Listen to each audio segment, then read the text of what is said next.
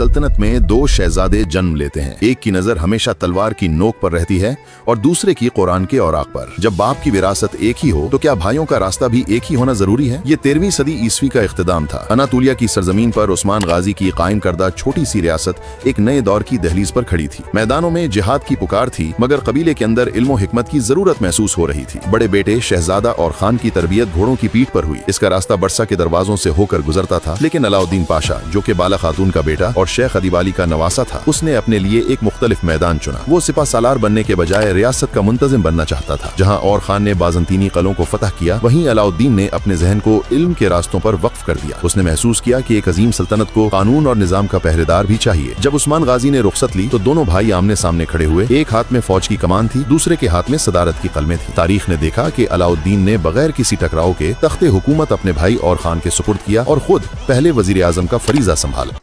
जब और खान ने अपने भाई अलाउद्दीन पाशा को थप्पड़ मारा तो उस्मान गाजी ने ऐसी कौन सी सजा दी कि बाद में दोनों भाइयों ने मिलकर एक अजीम सल्तनत की बुनियाद रखी। ये वो लम्हा था जब उस्मान गाजी ने अपने दोनों बेटों को एक ही मिशन पर भेजा। और खान जो कि ताकत, तेजी और जंगों का माहिर था, दूसरा अलाउद्दीन पाशा जो कि इल्म, हिकमत और सब्र करने वाला दानिशमंद था। मगर मिशन के दौरान अलाउद्दीन ने एक ऐसा फैसला लिया जो और खान की जारहाना हिकमत अमली के खिलाफ था, और खान ने उसे बुज़दिली समझा। इसी लम्हे मैदान जंग की सख्त फिजा में और खान का गुस्सा काबू से बाहर हो गया और उसने भरे सिपाहियों के सामने अलाउद्दीन को थप्पड़ मार दिया। और खान समझता था सरदार वो जो तलवार उठाए, अलाउद्दीन कहता था असल हुक्मरान वो जो इंसाफ करे। जब खबर उस्मान गाजी तक पहुंची तो उन्होंने बेटों के हाथ रस्सी से बांध दिए और फरमाया कि सल्तनत की बुनियाद तलवार से नहीं, दिलों के इत्तेहाद से होती है। वो कैद सजा नहीं, सबक थी कि भाई अगर अलग हों तो सल्तनत बिखर जाती है, अगर इल्म और शुजात एक हों तो तारीख बन जाती है। और दोनों भाइयों ने एक अहद अजीम की बुनियाद रखी।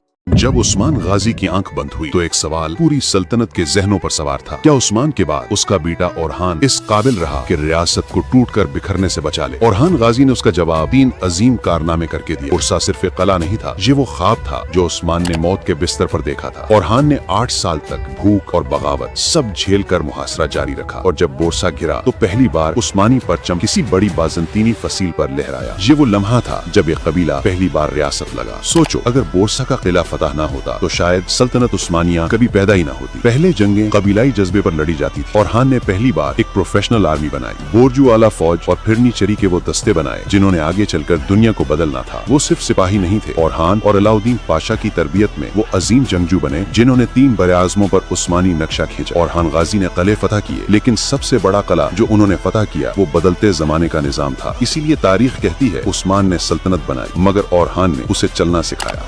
उस्मान गाजी के बेटे ओरहान ने अपने वालिद की वफात के बाद सन 1332 में सल्तनत उस्मानिया की क़यादत संभालते ही किला बोरसा को फतह किया। इस बाज़ंतीनी किला का 2 बरस तक मुहासरा जारी रहा। आखिरकार ओरहान ने किले की सप्लाई लाइन काट दी, पानी के रास्ते बंद कर दिए, और जब खुराक खत्म हुई तो बाज़ंतीनी गवर्नर ने हथियार डाल दिए। और यूं बोरसा को उस्मानियों का पहला दारुल हुकूमत बनाने के कुछ अरसे बाद सन 1340 में ओरहान गाजी ने किला नकिया का रुख किया। वहाँ बाज़ंतीनी जनरल आंद्रियास ने जबरदस्त मुज़ाहमत की, मगर ओरहान ने शहर के गिर्द खंदकें खोदकर हर रास्ता बंद कर दिया। 6 माह के मुहासरे के बाद किला फतह होते ही बाज़ंतीनियों की अनातोलिया में ताकत टूट गई। फिर सन 1341 की जंगे पलिया कानून में बाज़ंतीनी बादशाह आंद्रोनिक्स सोम अपनी सल्तनत बचाने के लिए 12,000 फौज के साथ मैदान में उतरा, मगर ओरहान ने घाटियों में अपने जंगजू छुपा रखे थे। जैसे ही दुश्मन का लश्कर दरिया सकरिया पार करने लगा, उस्मानी तीरंदाजों ने घेर कर हमला किया।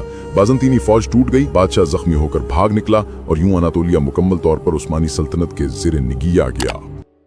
जब उस्मान गाजी की आंखें बंद हुईं, ओरहान गाजी के हाथों में वो तलवार आई जिसने किले फतह किए थे। पहले ही दिन से अंदरूनी हसद और बगावतों का खतरा मंडला रहा था। तुर्क बेलेक्स का सबसे ताकतवर सरदार करा चहेबे ने साजिश करके ओरहान को जहर देने की मंसूबाबंदी शुरू कर दी थी। ये 1336 ईस्वी का दौर था। बाज़ंतीनियों का दिल शहर बरसा फतह हो चुका था, लेकिन ओरहान जब सल्तनत को एक रियासत की शक्ल देने का अज़्म लिए खड़ा हुआ तो इसके सामने एक नई मुश्किल थी। एक खाना बदोश कबीले को अब हुकूमत के उसूल सिखाने थे। तुर्क बेलेक्स की आंखों में सिर्फ दौलत और जमीनों की चमक बाकी रह गई थी। उन्हीं में एक सरदार करा चहेबे था जिसे एक जागीर पर एतराज था। वो हसद और लालच में अंधा हो गया। पहले उसने बाज़ंतीनी जासूसों से खुफिया राब्ते किए, महल के बावर्ची को खरीदा गया और ओरहान के खाने में जहर मिला दिया, मगर एक वफादार सिपाही ने राज फाश कर दिया। शहर में खौफ की लहर दौड़ गई। सब मुंतजिर थे कि अब खून बहेगा। अलाउद्दीन पाशा ने हिकमत और दानाई से सारी साजिश बेनकाब कर दी। करा चहेबे ने आंखें झुकाई और अपना गुरूर मुआफ करने की कसम खाई। और उस्मान गाजी के बाद एक ऐसा लम्हा आया जब एक किले की फतह एक नई सल्तनत की बुनियाद बनने वाली थी। 1330 ईस्वी का दौर था।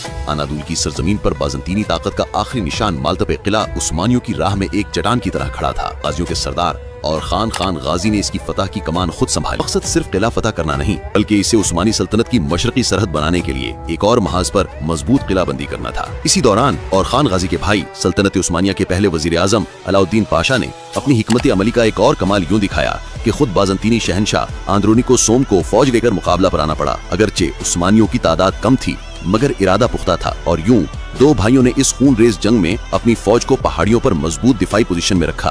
दुश्मन के बराह रास्त हमले का इंतजार किया, और जब बाज़ंतीनी फौज पसपा होने लगी तो अफरा तफरी का फायदा उठाते हुए अचानक और शदीद हमला करके उन्हें शिकस्त दी। मालतपे की फतह उस्मानियों की तारीख में अव्वलीन बड़ी फतह बन गई, जिसने सल्तनत की तकदीर लिखी। अगली वीडियो के लिए फॉलो कर लें।